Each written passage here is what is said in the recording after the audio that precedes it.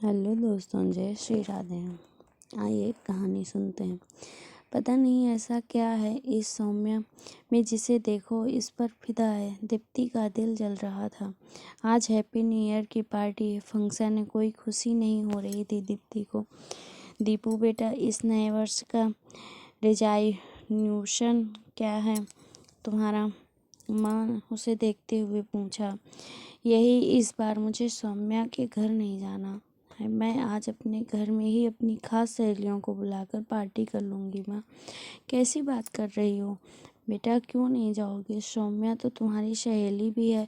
हर साल का नियम है कि पार्टी सौम्या के घर गार्डन में ही होती। सभी लोग आते हैं वहाँ, कितना अच्छा लगता है। नया साल मनाने के लिए सौम्या का गीत भी कितना सुंदर लगता है। हमेशा जब देखो तब सौम्या सौम्या। माँ, आपको तो सौम्या की तारीफ करने का मौका चाहिए बस।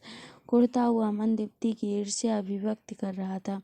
अरे मुझे क्या, हर कोई उसकी तारीफ करता है बेटा। वह है ही बहुत जहीन बच्ची। हाँ हाँ, सब कुछ सौम्या है जो। तो जाओ उसी को अपनी बेटी बना लो, लाके यहीं रख लो अपने पास में। मैं चली जाती हूँ यहाँ से। माँ की बात काटते हुए पैर पटकती दीप्ति वहाँ से चली गई। ईर्ष्या की आंधी में दीप्ति होश खो चुकी थी। माँ समझकर चिंतित हो उठी। शाम को माँ ने तैयार होकर दीप्ति को आवाज़ लगाई, लेकिन दीप्ति अपने कमरे में बिस्तर में सिर घुसाए पड़ी रही। दीप्ति, सुन बेटा, किसी के गुणों को देखकर जलन की भावना नहीं आनी चाहिए, बल्कि आगे बढ़कर उसकी तारीफ कर अपना मन निर्मल और उदार करना चाहिए। एक बार खुलकर सौम्या के गुणों की प्रशंसा करो, तुम्हें हल्का लगेगा।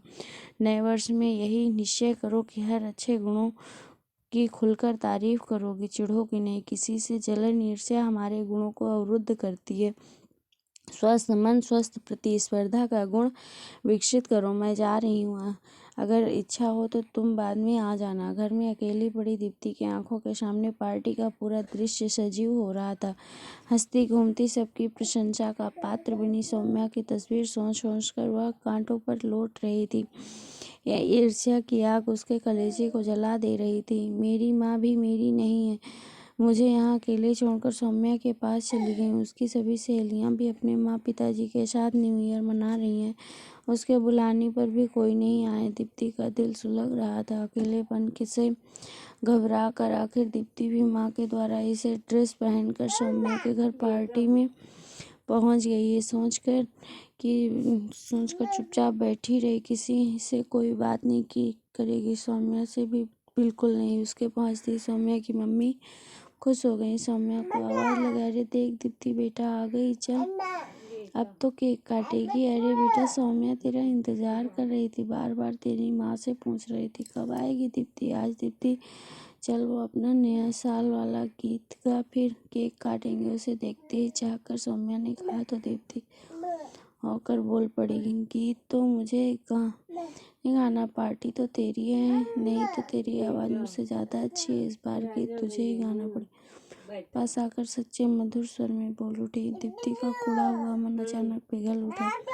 अरे नहीं सौम्या, तुम बहुत अच्छा गाती हो, डांस भी बहुत अच्छा करती हो तुम। माँ तो हमेशा तुम्हारी बुराई करती हैं। दीप्ति अपनी तारीफ सुनकर बरबसी सौम्या की तारीफ कर उठी। ऐसा करो, आज तुम दोनों मिलकर गीत गा लो, ऐसा ही हमेशा रहना। दीप्ति की माँ ने उन दोनों के पास आकर कहा तो दीप्ति माँ की आंखों में अपने लिए प्रशंसा के भाव देखकर गर्वित हो उठी। तब तक चारों तरफ से दीप्ति सौम्या की पुकार तालियां बजा बजा कर होने लगी थी। प्रशंसा के दीप्ति का दिल एकदम निर्मल हो चुका था। आगे बढ़कर उसने सौम्या का हाथ थाम लिया और उसकी ओर कदम बढ़ा दिया। टोपल लूटना, ईर्ष्या से जलना किसी से नहीं चाहिए। जय श्री राधे।